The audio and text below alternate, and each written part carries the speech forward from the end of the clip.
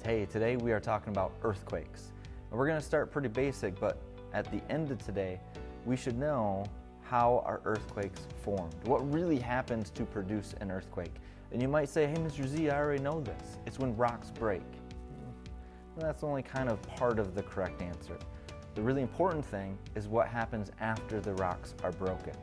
But before we get to that, we have some terminology, some basic earthquake vocab we need to talk about so we're all on the same page. And we're just going to start with the definition of an earthquake. An earthquake is just when the earth vibrates and shakes because of a release of energy below the surface. And rocks break in an earthquake usually along a fault line. And a fault is just a pre-existing break within the crust of Earth. And on this fault line, there's energy that builds up and movement that takes place. The location inside Earth where rocks are actually broken is called the focus. This is where energy, seismic waves, the energy that's released from earthquake radiates out from, almost like dropping a rock in a pond and how the ripples all move out from that one spot. The focus is where all of our seismic waves, they travel from. The epicenter of an earthquake is the location on the surface of Earth directly above the focus.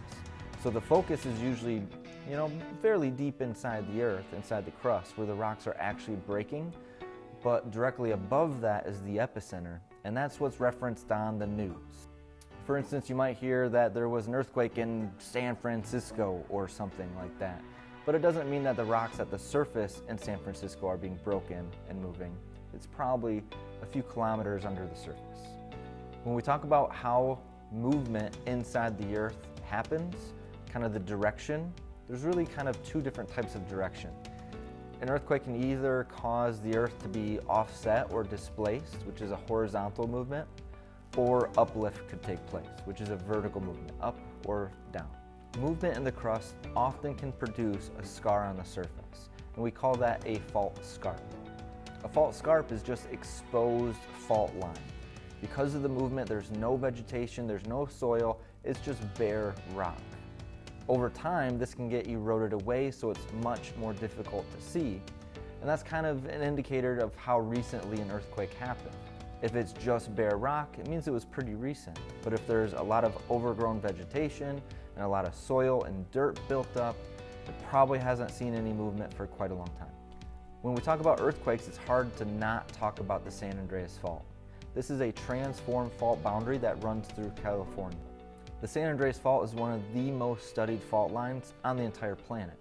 Okay, one is because it's on land and you can walk right up to it, and the other is because in Southern California there's a great deal of population, there's a lot of people there.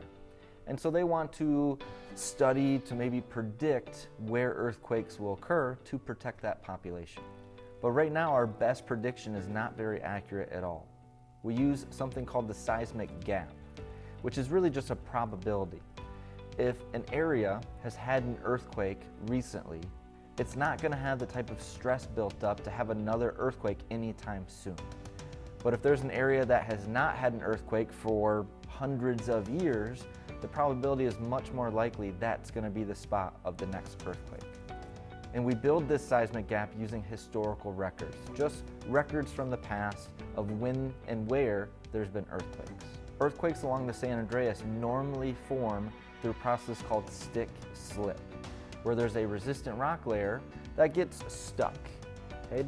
Two sides of a fault get stuck and they build up stress for a period of time until the stress exceeds the strength of the rock and it breaks and it moves. It was stuck, but then it slips. Stick-slip. There are some faults that are made of very, very weak rock layers that are very crumbly and they give to very small amounts of pressure. So these are areas where we have something called fault creep. And this is a continual, gradual movement along a fault line just because the rocks are so weak, they can't build up any stress.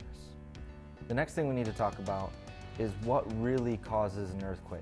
What happens inside Earth that releases all of this energy that can shake entire sections of our planet?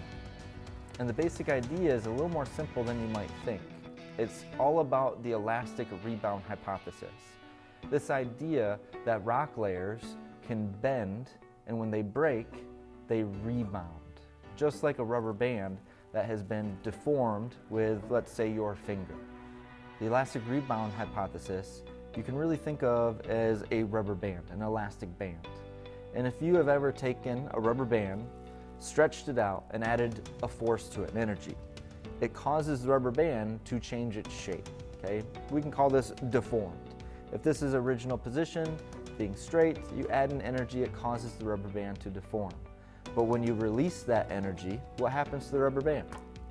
Boom. It snaps back to that original position. It elastically rebounds or returns to its original position. And if you had this in your own hands, you would probably hear some of that energy being released. The same idea can be applied to rock layers inside the Earth. And maybe a better example than a rubber band might be a scientific measuring device like this ruler. And if you apply a stress to the ruler should bend and deform, okay? Adding energy to the ruler causes it to change from its original position, and it's deformed.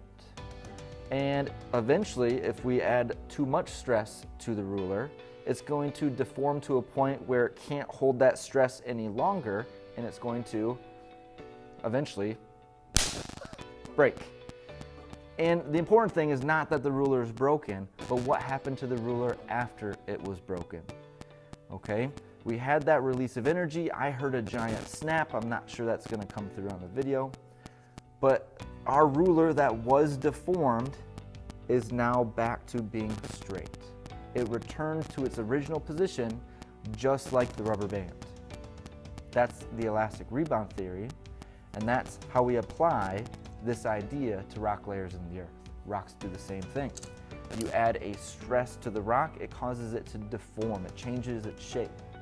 But once that energy is released and the rock breaks, what happens after the break, that's the important part. After the break of the rock layers are elastically rebounding, they're snapping back to that original position. And when that happens, that's when we get this massive release of energy, seismic waves that causes ground vibration. The last thing we need to cover today are aftershocks and foreshocks. And I think these are pretty straightforward. An aftershock is an earthquake that happens after a major rupture to rock layers, after a big earthquake. And we talked about movement being stick-slip, and not all rock layers are created equal. So an aftershock is the rock almost settling on another resistant rock layer. After the big release of energy, the big earthquake, rock layers slide along the fault until it catches and sticks on another rock layer. But if that rock layer is not very strong, it could build up stress for, let's say, a day or two, maybe a week, maybe a month, until that stress built up is released in a small earthquake and there's another slip. Until eventually it finds a strong rock layer where it can build up stress for hundreds of years again. A foreshock is a small earthquake that comes before a major earthquake. And this is something that some of you may have experience with. If you walk around out in nature and you grab a stick, and if you've ever bent a stick to break it, sometimes before the stick breaks in two, you hear those small cracking sounds. Those cracking sounds are like foreshocks. They're small releases of energy before a major release of energy. That's all we have about earthquakes for today, so make sure you're taking some good notes and asking questions if you have them. Thanks.